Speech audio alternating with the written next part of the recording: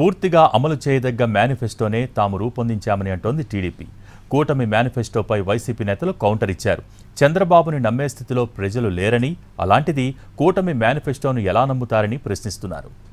ఈ ఆంధ్రప్రదేశ్ ని విశిష్ట దిశకి తీసుకెళ్లాలనేటువంటి ఉద్దేశంతో మేనిఫెస్టో తయారు చేయడం జరిగింది. అందుచేత ఆ విజన్ దృష్టిలో పెట్టుకునే చేశాం. ప్రజలకు కానీ కొంతమంది ఇంటలెక్చువల్స్ కానీ ఒక అనుమానం వస్తుంది. అయితే ఇప్పుడే ఇప్పుడు ఉన్నటువంటి ప్రభుత్వం దాదాపు దగ్గర 14 లక్షల కోట్లు అప్పులు చేశారు కదా.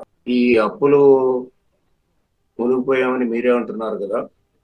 భవిష్యత్తులో ఈ మేనిఫెస్టో అడిషనల్ గా మనం చేయడానికి ఏ విధంగా నిధులు వస్తాయనేటువంటి కొంత సందేహాలు ఉండడం సహజం. రెవెన్యూస్ ఎట్లా పెంచుకోవాలనే దాని మీద మనం దృష్టి పెట్టవలసినటువంటి అవసరం ఉంది. ఆ విధంగానే దృష్టి పెడతాం రేపు. చంద్రబాబు నాయుడు గారు అన్ని అబద్ధాలే కదన్నా. ఏంటి పెద్ద సీరియస్గా ప్రజలు ఎవరు తీసుకోరు. ఎవరైనా అమాయక ప్రజలు ఎవరైనా ఉంటే మళ్ళీ ఒకవేళ ఇంత ఆశ వస్తుంది ఇంత వస్తుందని నమ్ముతారు. ప్రజలు నమ్మించి ఇలా ఎరేస్తూ ఉన్నాడు. కాదు, ఎరేస్తూ ఉన్నాడు. మొత్తం పెద్ద గేలం లాగేద్దామని, ఇలా దారం పెట్టి కొండను లాగేద్దామని. అందులో పడేవాళ్ళు పడతారు.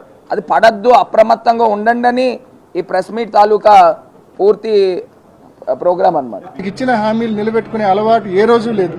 ఇటీవల కాలంలో అయితే 2014లో చూశారు. రైతు రుణమాఫీ మొత్తం చేస్తా అన్నాడు, డ్వాక్రా రుణమాఫీ మొత్తం చేస్తా అన్నాడు, ఇంటింటికి ఉద్యోగం ఇస్తా అన్నాడు, ఉద్యోగం ఇకుంటే నెలకు 2000 డబ్బు ఇస్తా అన్నాడు, బ్యాంకులో బంగారు ఇంటికి రావాలంటే బాబు ముఖ్యమంత్రి కావాలన్నాడు, జిల్లాకు హైటెక్ సిటీ కడతా అన్నాడు.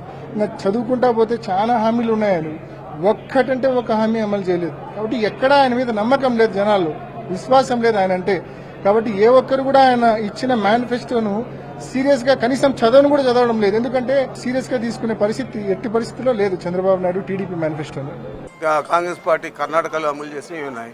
ఇవన్నీ కూడా ఒక మిక్స్ చేసి కిచడీ మాది తయారు చేసి ఆ మేనిఫెస్టోని రిలీజ్ చేశారు.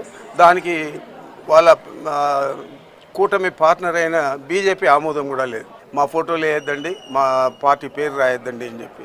కాబట్టి వీళ్ళిద్దరు ఫోటోలు వేసుకొని ఇద్దరే రిలీజ్ చేశారు కూటమి పేరుతో. కానీ కూటమికి సంబంధించింది కాదు, ఇది కేవలం జనసేనకు తెలుగుదేశం పార్టీకి సంబంధించింది. ఈ మేనిఫెస్టో 2014 మేనిఫెస్టోను తలదన్నే విధంగా అన్ని అబద్ధాలు కూడా చూపించి రాశారు. తప్పనిసరిగా దీన్ని ప్రజలు ఏ స్థాయిలో తిరస్కరిస్తారో మీరు ఎన్నికల తర్వాత చూస్తారు.